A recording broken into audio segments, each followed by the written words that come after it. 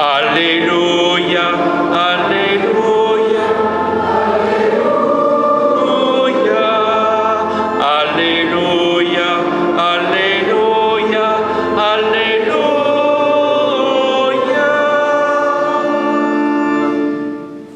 Notre demeure est fixée dans le ciel. Du ciel viendra le Seigneur Jésus-Christ, le Sauveur que nous attendons. Alléluia. Alléluia, Alléluia, Alléluia, Alléluia, Alléluia, Alléluia.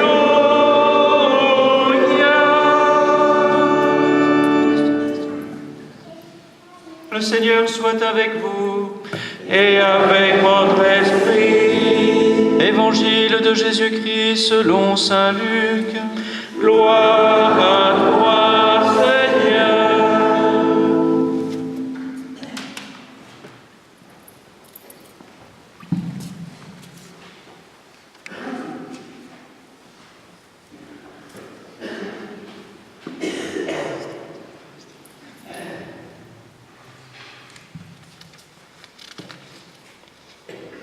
Jésus disait à ses disciples, « Restez en tenue de service et gardez vos lampes allumées. Soyez comme des gens qui attendent leur maître à son retour des noces pour lui ouvrir dès qu'il arrivera et frappera à la porte. Heureux les serviteurs que le maître, à son arrivée, trouvera en train de veiller. Amen, je vous le dis, il prendra la tenue de service, les fera passer à table et les servira chacun à son tour. S'il revient vers minuit, ou plus tard encore, et qu'il les trouve ainsi, heureux sont-ils. Vous aussi, tenez-vous prêts. C'est à l'heure où vous n'y penserez pas que le Fils de l'homme viendra. Acclamons la parole de Dieu. Louange à toi, Seigneur Jésus.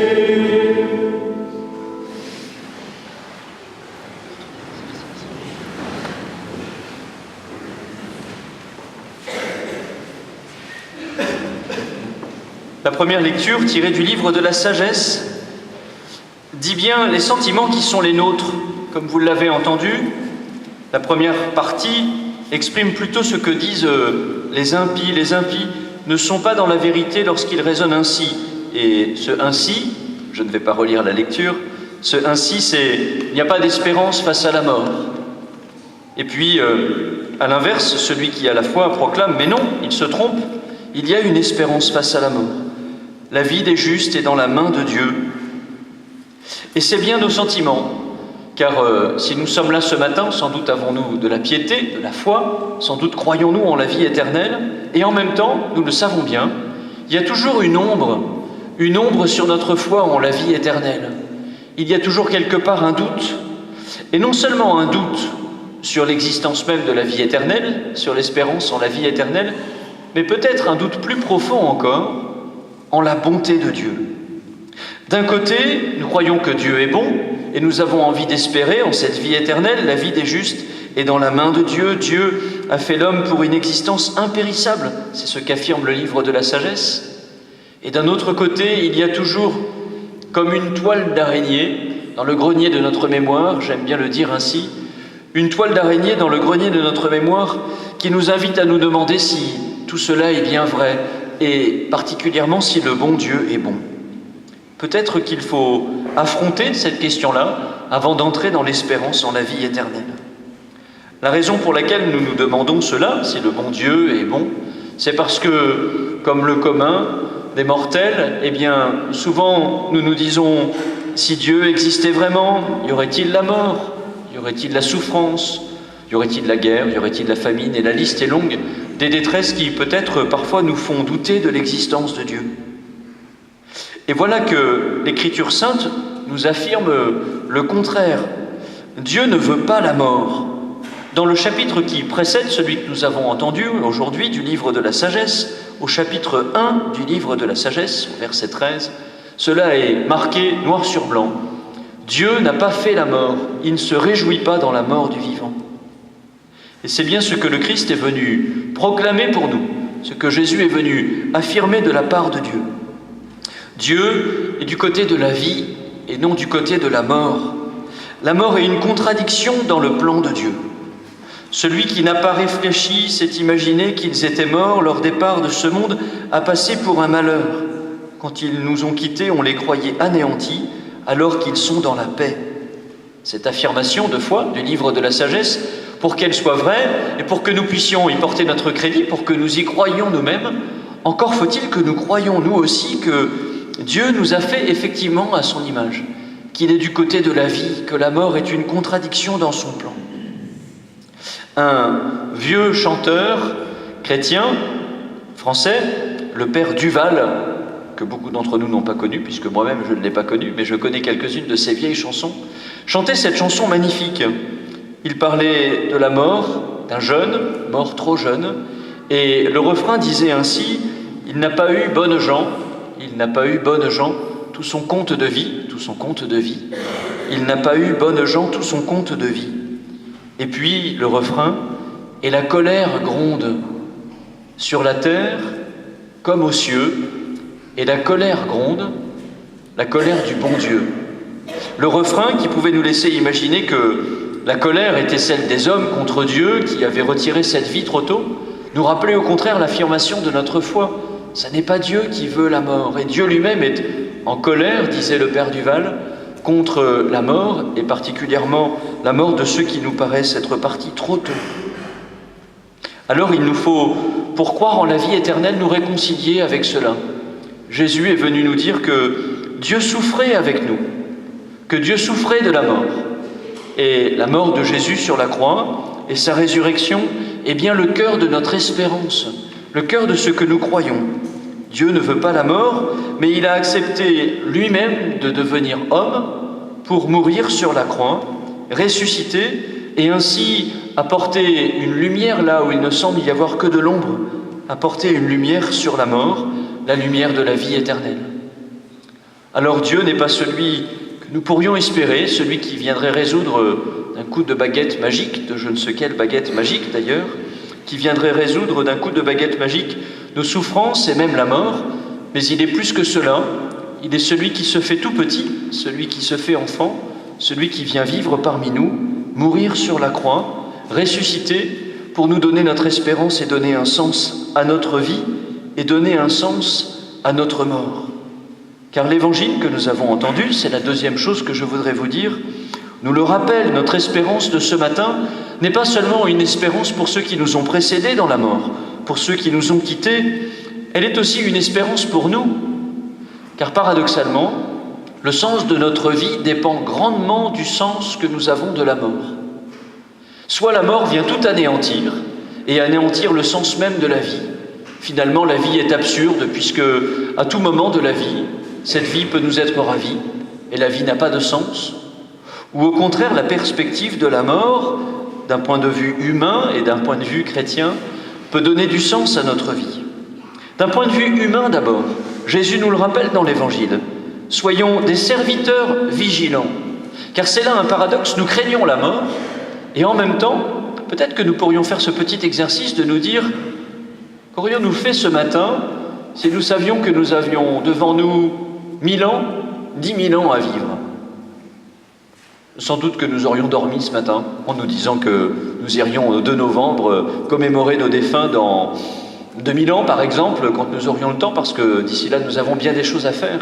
C'est un paradoxe, la mort est à la fois comme une épée de Damoclès au-dessus de nous, et en même temps ce qui nous presse de vivre, ce qui nous presse d'agir, ce qui nous presse de changer notre vie, de changer le monde, de changer ce qu'il y a à changer dans la justice dans ce monde.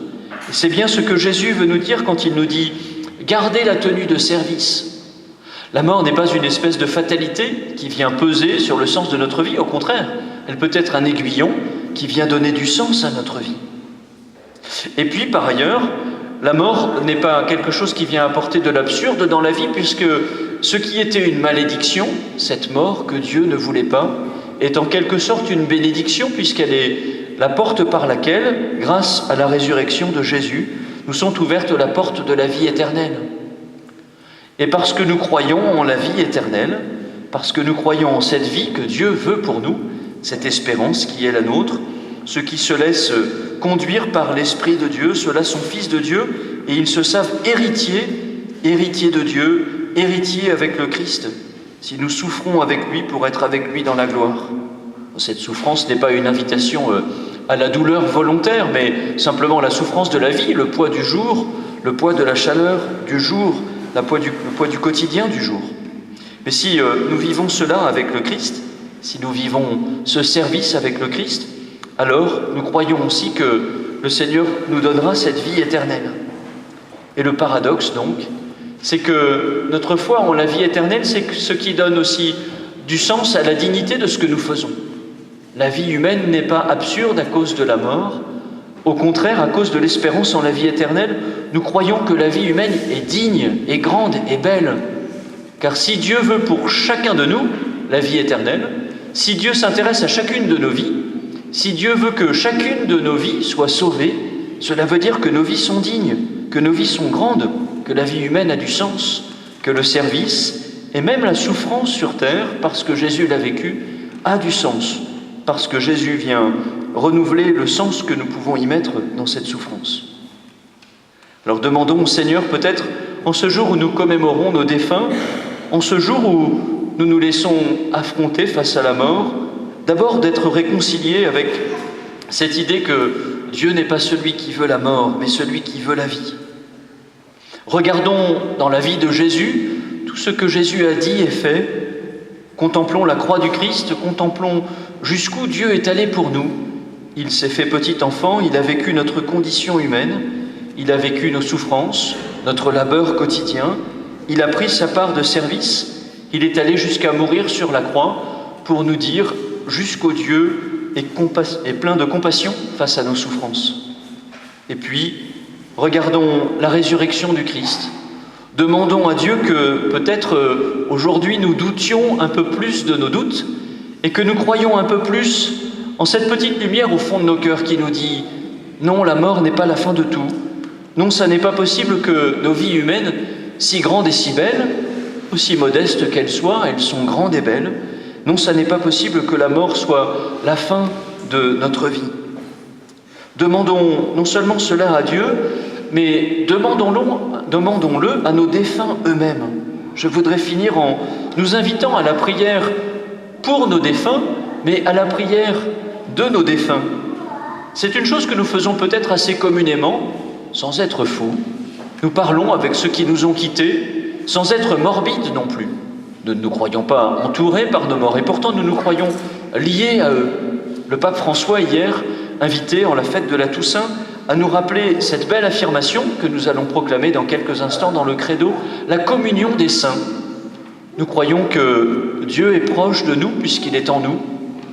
Nous croyons que ceux qui nous ont quittés sont en Dieu. Et si ceux qui nous ont quittés sont en Dieu et que Dieu est proche de nous, alors ceux qui nous ont quittés ne sont pas si loin de nous.